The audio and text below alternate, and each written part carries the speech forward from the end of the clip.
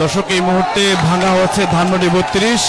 কিছুক্ষণ আগে অর্থাৎ এখন থেকে 15 মিনিট আগে মূলত ধানমন্ডি 32 এই বাড়িটি ভাঙা হচ্ছে। আপনারা জানেন যে প্রথম এই বাড়িটি ভাঙা হয়েছে চলতি বছরের 6 ফেব্রুয়ারি, এবং যেই প্রেক্ষাপটে এই বাড়িটি ভাঙা হয়েছিল মূলত সেই 6 ফেব্রুয়ারি মূলত রাত 9টায় সাবেক ক্ষমতাচ্যুত এবং ক্ষমতাচ্যুত প্রধানমন্ত্রী শেখ হাসিনা যখন প্রথমবারের মতো তিনি একটি সাক্ষাৎকারে আসছিলেন, সেই সাক্ষাৎকারের প্রতিবাদে মূলত 6 ফেব্রুয়ারি মূলত এই 32-এর বাঙ্গিটি, তার প্রতিবাদে কিন্তু এই 32-এর বাড়িটি কিন্তু ভাঙা শুরু হয়েছিল। এরপরে আরেক দফা কিন্তু বাড়িটি ভাঙা হয়েছিল, তার পরবর্তী এখন তৃতীয় দফা এই মুহূর্তে এই ধানমন্ডি 32-এর বাড়িটি এই মুহূর্তে ভাঙা হচ্ছে। এবং আপনারা জানেন যে আজকের প্রেক্ষাপট এবং আজ শরীফ ওসমান হাদি, যিনি কিনা জুলাই অভ্যুত্থানের অন্যতম এক কণ্ঠস্বর, যার কণ্ঠকে আসলে দমিয়ে এই মুহূর্তে স্তব্ধ করে দেওয়া হয়েছে। অভিযোগ রয়েছে এটির পিছনে আওয়ামী লীগ সরাসরি এবং প্রত্যক্ষভাবে জড়িত রয়েছে, এবং পাশাপাশি এই শরীফ ওসমান হাদির আজকে মূলত প্রতিবাদে আজকে এই ধানমন্ডি 32টিকে আসলে গুড়ি দেওয়া হচ্ছে। এই মুহূর্তে বুলডোজার দিয়ে এই বাড়িটি কিন্তু ভাঙা হচ্ছে। কিছুক্ষণ আগে থেকে এই বাড়িটি ভাঙা শুরু হয়েছে। এই মুহূর্তে আপনারা দেখছেন ধানমন্ডি 32-এ যে বাড়িটি ভাঙা হচ্ছে, সেখানে অসংখ্য মানুষ কিন্তু উপস্থিত হয়েছে। কয়েক হাজার মানুষ কিন্তু ইতিমধ্যে এখানে জড়ো হয়েছেন, এবং ধীরে ধীরে মানুষ কিন্তু আরো জড়ো হতে শুরু করেছেন। আপনারা জানেন যে আজকে কিছুক্ষণ আগে আমরা মূলত সন্ধ্যা থেকে আমরা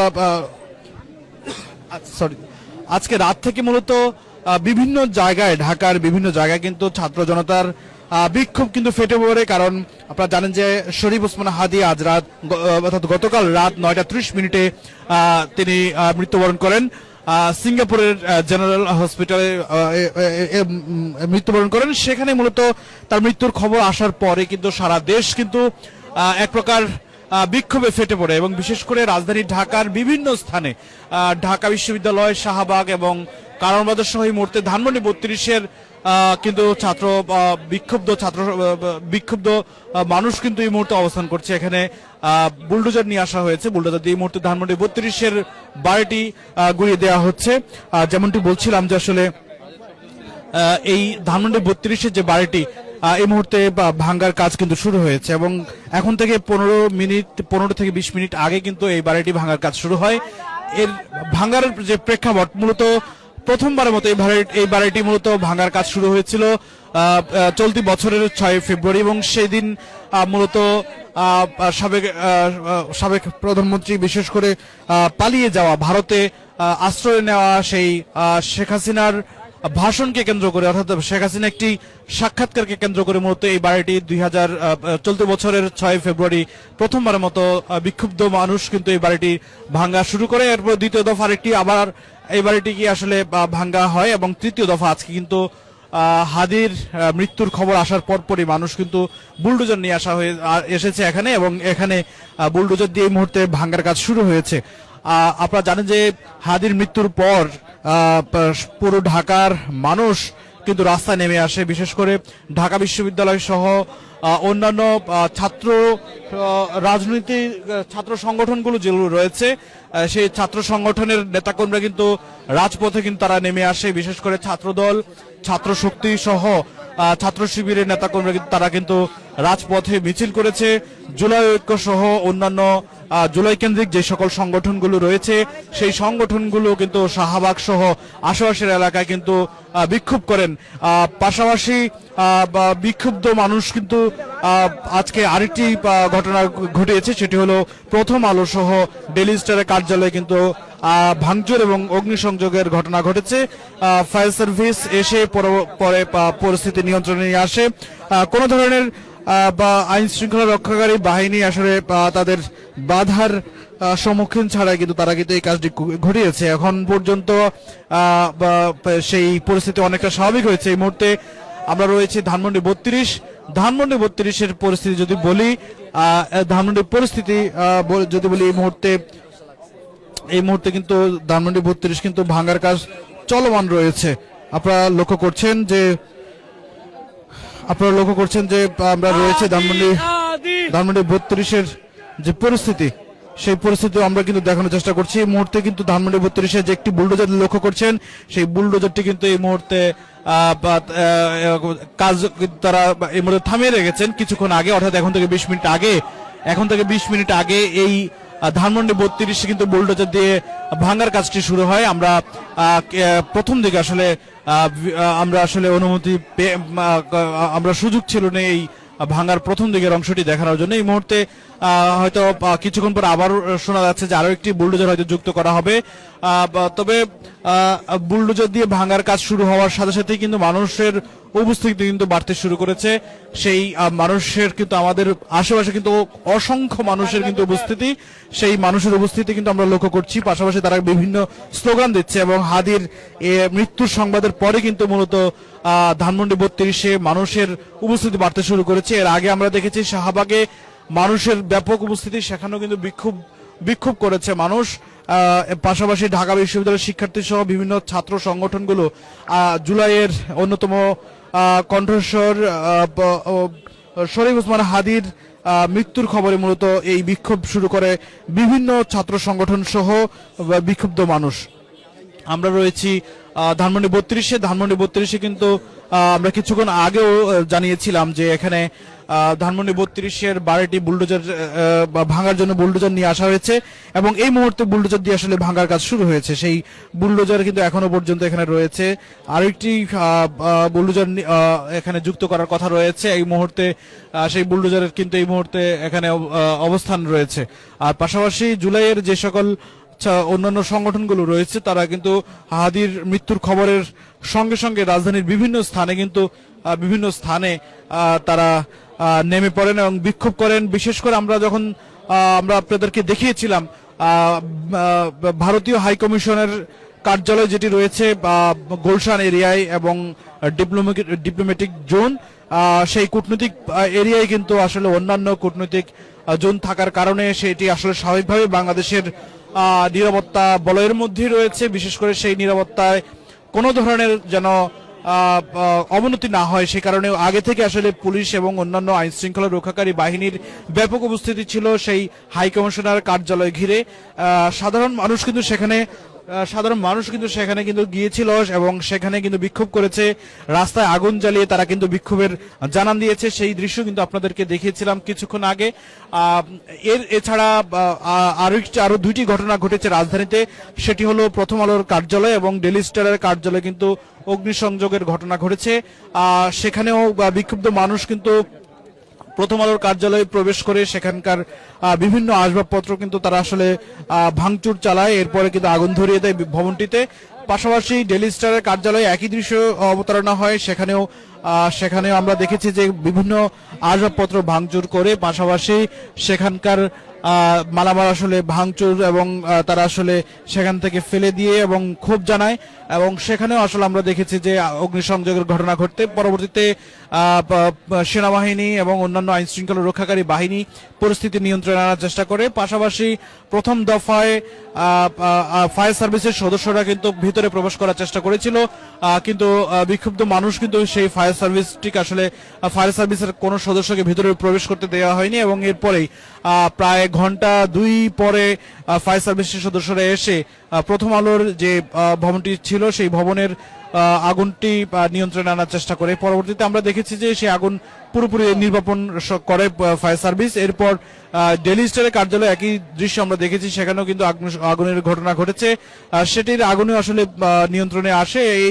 এই মুহূর্তে আমরা রয়েছি ধানমন্ডি 32-এ। এই ধানমন্ডি 32-এ কিন্তু বুলডোজার নিয়ে আসা হয়েছে, বুলডোজার দিয়ে আসলে এই ভবনটি ভাঙার কাজ শুরু হয়েছে। বুলডোজার দিয়ে আপনারা জানেন যে ধানমন্ডির এই ভবনটি মূলত শেখ মুজিবের বাড়ি এবং এই বাড়িটিতে আসলে শেখ মুজিবের বসবাস ছিল। এখানে 15 আগস্টে কিন্তু সপরিবার এখানে তিনি নিহত হন। সেই সময়ের পর থেকে এই বাড়িটি আসলে জাদুঘর হিসেবে ব্যবহার করা হয়েছিল এবং সেই বঙ্গবন্ধু স্মৃতি বিজড়িত জাদুঘরটি এই মুহূর্তে আসলে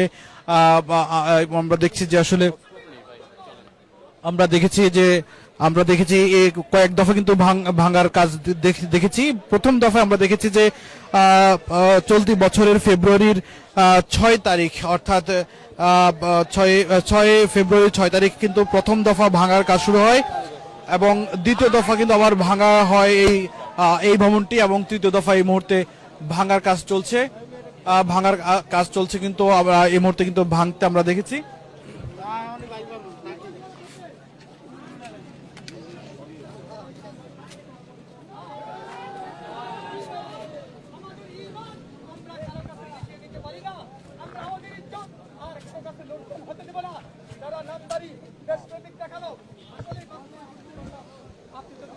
আমরা আমরা জানার চেষ্টা করব আসলে এখানের যারা আন্দোলনকারী তাদের সাথে আমরা কথা বলার চেষ্টা করব যে আসলে তারা এসেছেন।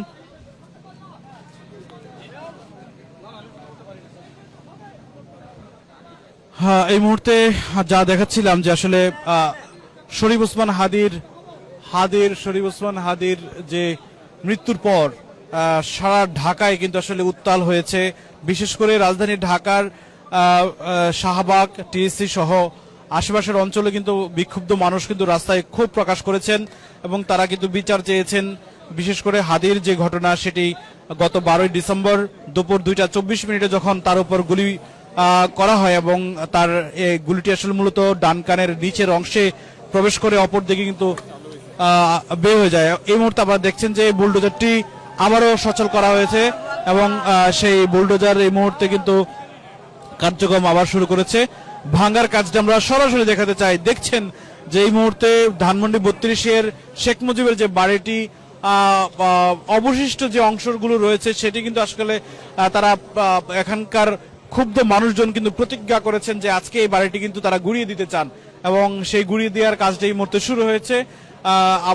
আবারও শুরু হয়েছে। কিছুক্ষণ আগে কিন্তু ভাঙার কাজের কিছুটা বিরতি দেয়া হয়েছে এবং বিরতি দিয়ে এই মুহূর্তে আবারও কিন্তু বুলডোজার দিয়ে ভাঙার কাজ ইতিমধ্যে শুরু হয়েছে। লক্ষ্য করছেন যে আসলে আমরা যুগান্তরের মাধ্যমে আপনাদের দেখানোর চেষ্টা করছিলাম। এর আগে বলছিলাম যে আসলে এই ধানমন্ডি 32-এর যে বাড়িটি, এর আগে প্রথম দফায় চলতি বছরের 6 ফেব্রুয়ারি কিন্তু ভাঙা শুরু হয়। দ্বিতীয় দফার মধ্যে আরো একবার ভাঙার কাজ শুরু হয়েছিল। তৃতীয় দফা এই মুহূর্তে ভাঙার কাজ শুরু হয়েছে আজকে। মূলত হাদির মৃত্যুর ঘটনায় বিক্ষুব্ধ মানুষ কিন্তু ধানমন্ডি 32টি আসলে গুড়িয়ে দিতে এসেছে। এখানে কয়েক শত শত মানুষ কিন্তু এই মুহূর্তে এখানে উপস্থিত রয়েছে। তবে একটি লক্ষণীয় বিষয় যে এই মুহূর্তে ধানমন্ডি 32-এর যে বাড়িটি শেখ মুজিবের, সেই বাড়ির পাশে কিন্তু কোনো ধরনের আইন শৃঙ্খলা রক্ষাকারী বাহিনীর কোনো উপস্থিতি নেই।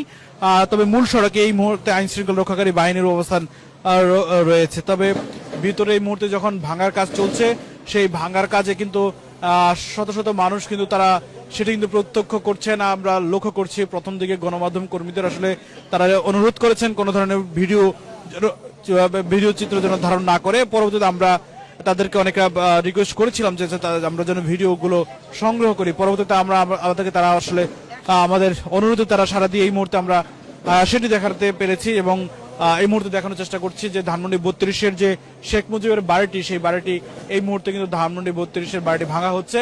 আপনারা জানেন যে শরীফ ওসমান হাদি গতকাল রাত 9:30 সিঙ্গাপুরে তিনি মৃত্যুবরণ করেন।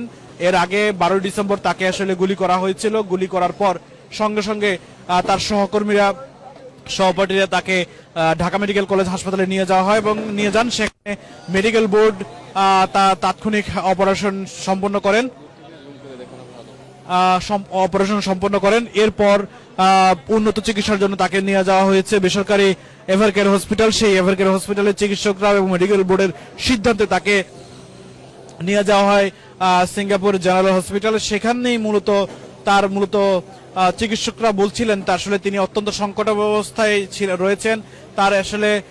তিনি আসলে জীবন মৃত্যুর সন্ধিক্ষণে ছিলেন তিনি। এরপর চিকিৎসকরা পরামর্শ দিয়েছিলেন তাকে আসলে বাঁচাতে শেষ চেষ্টাগুলো তারা করে যাবেন। শেষ চেষ্টার অংশ হিসেবে তার আজকে আসলে একটি অস্ত্রোপচার হওয়ার কথা ছিল এবং পরিবারের তার সিদ্ধান্তে মূলত শেষ পর্যন্ত অস্ত্রোপচারে যায়। এরপর মূলত এই খবরটি আসে যে হাদির আসলে অবস্থার অবনতি এবং তার পরবর্তীতে আমরা জানতে পেরেছি হাদির আসলে মৃত্যুর খবরটি। এবং সেই মৃত্যুর খবরটি যখন ইনকিলাব মঞ্চের সোশ্যাল মিডিয়া ফেসবুকের মাধ্যমে জানায় যে আসলে দেশবাসীর উদ্দেশ্যে তার মৃত্যুর খবরটি যখন ছড়িয়ে পড়ে, এরপরে আমরা দেখেছি সোশ্যাল মিডিয়ায় হাদির জন্য মানুষের যে কান্না এবং আহাজারি সেটি আমরা যেমন প্রত্যক্ষ করেছি, তেমন সেই আহাজারি থেকে রাজধানীর বিভিন্ন জায়গায় মানুষের ক্ষোভ প্রকাশ করতে আমরা দেখেছি। বিশেষ করে রাজধানী ঢাকায় বিভিন্ন সংগঠনের নেতাকর্মীরা কিন্তু তারা ক্ষোভ প্রকাশ করে এবং ঢাকা বিশ্ববিদ্যালয়ের শিক্ষার্থীরা কিন্তু রাস্তায় নেমে পড়ে। এরপর আমরা দেখেছি যে ছাত্রদল, ছাত্রশক্তি, ছাত্র শিবির সহ অন্যান্য রাজনৈতিক দলগুলো কিন্তু তারা এই বিষয়ে ক্ষোভ প্রকাশ করেন। পাশাপাশি সরকারের পক্ষ থেকে প্রধান উপদেষ্টা কিন্তু জাতির উদ্দেশ্যে জরুরি ভাষণে আসেন। সেই ভাষণে বেশ কয়েকটি বিষয় কিন্তু তিনি উল্লেখ করেছেন। বিশেষ করে তিনি বলেছেন যে হাদিকে যারা হত্যা করেছে, হত্যাকারীদের আসলে কোনোভাবেই আসলে ছাড় দেওয়া হবে না, এমন একটি তিনি হুঙ্কার দিয়েছেন এবং এই ঘটনায় যে বা যারাই জড়িত থাকুক তাদেরকে আসলে আইনের আওতায় আনতেই হবে, এমন ধরনের তিনি কথা বলেছেন। এর বাইরে তিনি রাষ্ট্রীয় শোক ঘোষণা করেছেন আগামী শনিবার। এরপর তিনি আরো যে বিষয়টি খুব জোর দিয়ে বলেছেন যে হাতির মৃত্যুর ঘটনার পর যেন কোনো আইন শৃঙ্খলা আইন শৃঙ্খলা পরিস্থিতি যেন কোনো ধরনের অবনতি না ঘটে, সেই বিষয়ে সকলের প্রতি তিনি অনুরোধ করেছেন এবং জানিয়েছেন যে আসলে কোনো ধরনের আইন শৃঙ্খলা পরিস্থিতি যদি অবনতি ঘটে সেটি আসলে কোনোভাবে আসলে বাংলাদেশের এই মুহূর্তের পরিস্থিতির জন্য আসলে কোনো অনুকূলে নয় এবং এটি কিন্তু সকলকে মেনে চলার জন্য তিনি অনুরোধ করেছেন এবং এই বিষয়টি তিনি আসলে খুব জোর দিয়ে বলেছেন যে সকলকে অবশ্যই ধৈর্য ধারণ করতে হবে। তবে তার এই বক্তব্যের পরে কিন্তু আমরা দেখেছি যে বিভিন্ন জায়গায় কিন্তু আসলে অগ্নিসংযোগের ঘটনা ঘটতে, বিশেষ করে বাংলাদেশের যে সংবাদ মাধ্যম প্রিন্ট পত্রিকা প্রথম আলোর যে কার্যালয়টি রয়েছে কারণ বাজার, সেই কার্যালয়ে ভাঙচুর চালাতে আমরা দেখেছি এবং পাশাপাশি ভাঙচুরের পাশাপাশি আমরা দেখেছি সেখানে অগ্নিসংযোগের ঘটনা ঘটতে। এছাড়া ডেইলি স্টারের একটি কার্যালয় রয়েছে, সেই কার্যালয়ে কিন্তু অগ্নিসংযোগের ঘটনা ঘটেছে। সেই অগ্নিসংযোগের ঘটনার পর কিন্তু বিভিন্ন জায়গায় কিন্তু ক্ষোভ প্রকাশ করেছে এবং সেই ক্ষোভের পর এই মুহূর্তে আসলে সেখানকার পরিস্থিতি আমরা সেই দৃশ্য দেখাচ্ছিলাম কিছুক্ষণ আগে। এই মুহূর্তে আমরা রয়েছে ধানমন্ডি 32-এ। ধানমন্ডি 32-এর সবশেষ পরিস্থিতি এই মুহূর্তের বুলডোজার দিয়ে কিন্তু ভাঙা হচ্ছে ধানমন্ডি 32-এর বাড়িটি। সেই ধানমন্ডি 32-এর যে বাড়িটি দেখছেন যে এই মুহূর্তে কিন্তু ভাঙা হচ্ছে সেই বুলডোজার দিয়ে।